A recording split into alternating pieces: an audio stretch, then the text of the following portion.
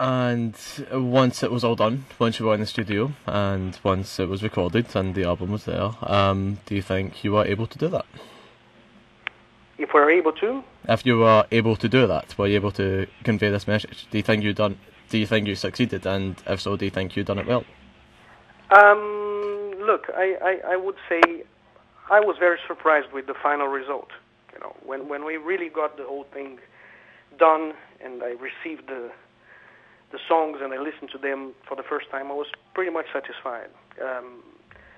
I think this is pretty much what we wanted, and it's also pretty much what probably people want to hear from us. So, of course, I see some critics, you know, in the internet especially, some people saying just like, well, you know, it's good music, but it sounds a lot like Stratovarius and Angra and Halloween. You know? Yeah. Well, that's how we were talking before. What could you expect from that? This is exactly what we wanted. You know. On the other hand, just imagine if we would have came up with a completely different album, a completely strange sounding prog, trash, whatever, experimental kind of music.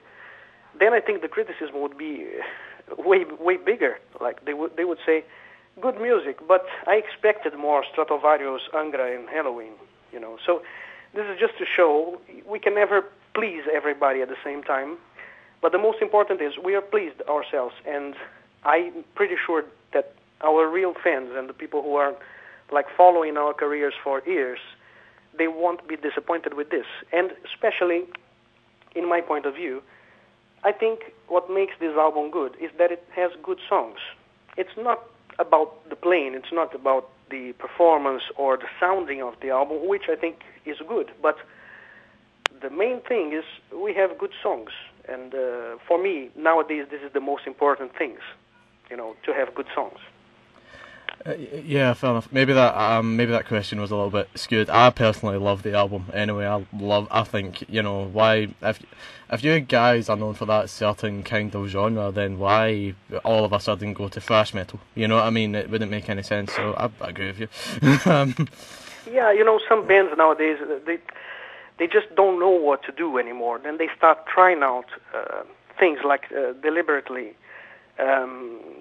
That are not really belonging to their universe, you know. And I have nothing against experimentalism, you know. I have nothing against bringing some freshness into this particular musical style.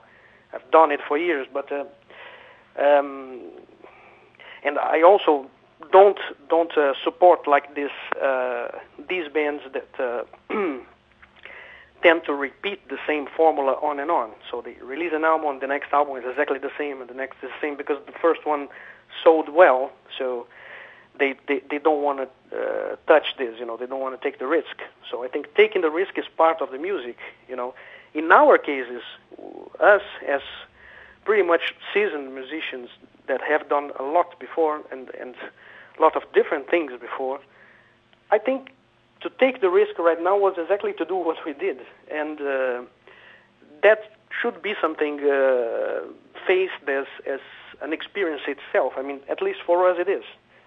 And like I said before, I'm pretty sure that's what people were expecting from us.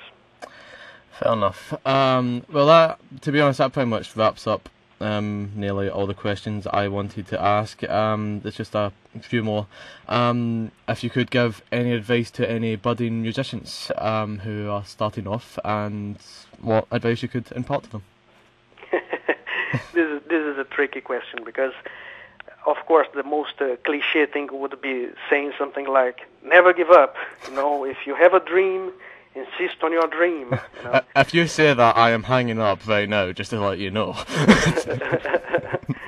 But it's not that easy, you know. It's not that easy. It's my advice would be careful when you start trusting your dreams, because if you have a commitment to your dreams, you might as well have to carry them along for a lifelong time, and you must be prepared for the stones on the way.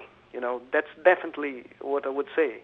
it's not a negative thing at all. I mean, if you choose whatever job, whatever profession, you know, you will face the same kind of thing. You will face competition, you will face greediness, you will face betrayal, and all those kinds of things. But in music, yes, there is another factor involved, which is the ego factor.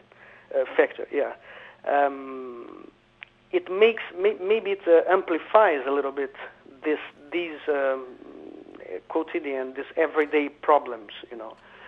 So it's not so rare that you see bands split up. I mean, we have been also through this a lot, and arguings and you know, misunderstandings between people, because I don't know, music, it's something so deep that when you decide to share your musical life with somebody else, it is almost the same, or sometimes even more, even larger than an actual marriage, you know.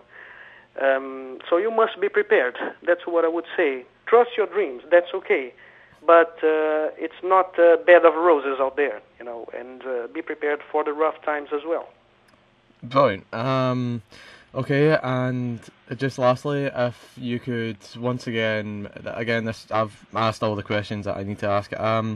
There's one more, but I'll get to that in a minute. I was just wondering if you could again introduce yourself and then introduce a track of your choosing from the album.